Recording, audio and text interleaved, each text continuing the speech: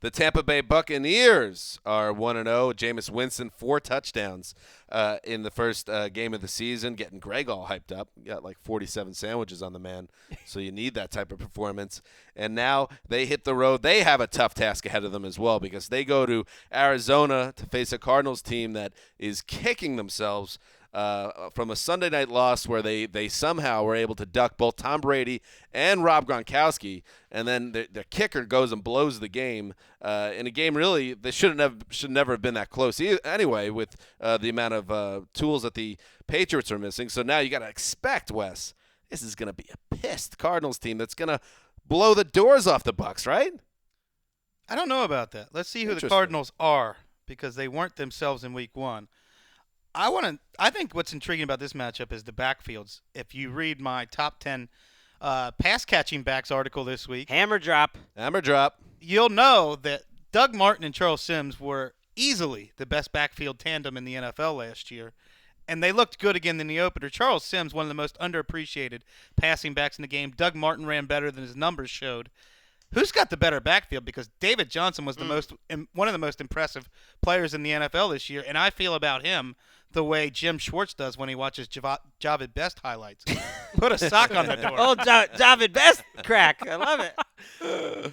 Charles Sims last week had one of the best catch and run for a touchdown that I've seen in a long time. He is just he made 4 Falcons athlete. run into each other with one move. Well, you guys, Mark and Wes were in on Sims' corner early, and I think he's even better now in terms of he's a little tougher. Both of these guys can run between the tackles now. Both of these guys can break tackles, and I agree that the Cardinals weren't themselves last week, and here's why. Honey Badger was not himself, and the defense was not aggressive. They were – I don't know if they were afraid of exposing Tyvon Branch, who's playing cornerback, and Brandon Williams in single coverage, because they did not really go after Garoppolo. Remember, I was all worried they're going to get crazy. They're going to do all these Cardinal things. They kind of sat back there and let Garoppolo, go to who's open. And that's not the Cardinals defense that we're used to seeing. It'll be interesting to see how quickly Thurald Simons starts playing. They claimed him off waivers from the Seahawks. And Richard Sherman's on record as saying several times, this guy's going to end up better than me at some point. I don't know, because Brandon Williams was a liability. Justin Bethel hasn't been ready to play. You might have to throw Thurald Simon right into the starting line. And the Bucs offense, I think, is getting to the point where they can spread you out, that they have enough depth. Austin Seferian-Jenkins made 2 key plays last week. Cameron Brate, they like going to him, especially in the 2-minute drill. Adam Humphries might be turning into that slot receiver that they want. I think he played fine for a third receiver. So now you kind of have enough people where you can do that and let Jameis. Are you concerned? Did you see this when they were playing in Atlanta? And I understand, I never hear this, but apparently it's loud in that dome. That it seemed like the Bucs offense was a little discombobulated early on. There was a play where there's illegal formations. They almost ran out the clock 3 times. Winston's not on the same page with Vincent Jackson on one play. Yeah. Nearly cost a turnover. I mean, that's going to get ironed out. But when they do things well, I see what you see. They're a fascinating offense, but they're still growing. Yeah, they're going to be fun to watch. They're going to make mistakes. I think the Falcons were really determined that the Bucs don't go deep early.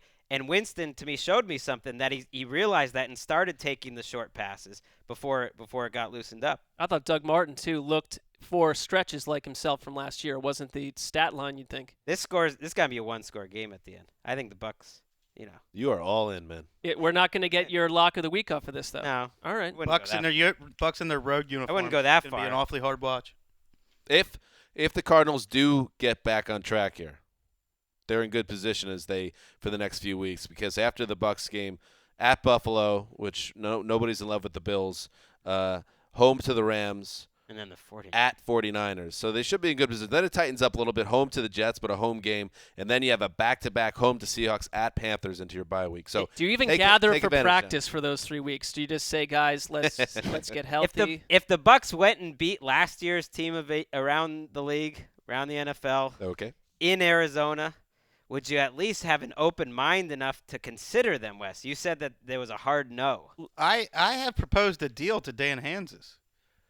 Don't drag me into this. Well, you act like the uniforms are no big deal because you don't really watch the games. Well, But if you start watching the games every week, if you watch the Bucks every week, do you know how crazy you sound? By the way, you sound like a crazy person. You're telling me that because I'm not watching the games, I am not seeing their uniforms, and that's why that I do not see what you see about we can't support this team. That's crazy talk. Team of ATL means a different thing to you than it means to me. To me, it's all about watching the game. You're gonna watch them, and they're anyways. a hard That's, watch. That's the part that does. You're gonna watch them. I think their offense is fun. If that happened, the much bigger takeaway would be what is happening to the Cardinals. Yeah, that's true. Did you answer that question? Is it still is it a hard? Are the Bucks out? There's a sliver of opening. Okay. Hey, hear that, Greg? That's That's all good. you can ask for. I'll take it.